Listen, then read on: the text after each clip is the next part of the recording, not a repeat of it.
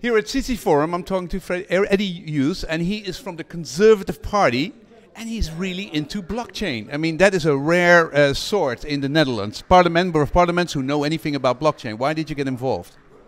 Well, it's a word that's cropping up more and more. My constituents are interested, and I think it's a duty of all MPs to understand what it is that's interesting their constituents. Yeah, and you also came up with a specific example. In your constituency, you have an amount of people who don't have identity, who have problems basically defining them and proving their identity. How is that possible in the UK? Yeah, well, 20% of my constituents don't have a passport.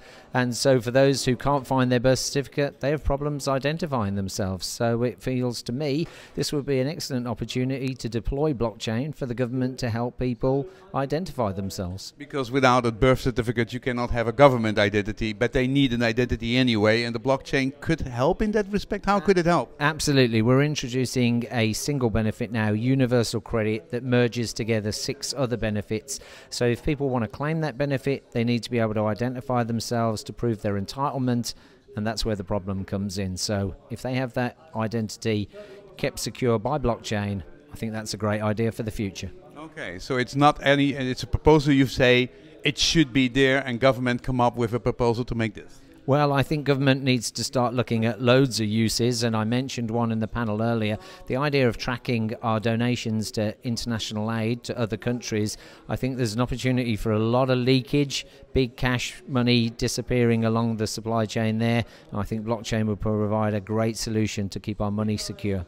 How is the interest of the government when you say, hey, we should have more interest in blockchain, we should do something with it? What do they say? What does the Chancellor say? Well, it's interesting. We have a very powerful Treasury Select Committee that's just done a report on it, and they've described blockchain, crypto assets, that sort of world as the Wild West, and I think they feel it needs some legislation introduced. I think there's an awful lot of legislation that can already apply, so I think there's going to be great debates coming up in the near future. Today is budget day. You're off your way to go to Parliament to basically get the last budget in the time that you're in the European community. Yes, the next year you're not there anymore. What will change, you think?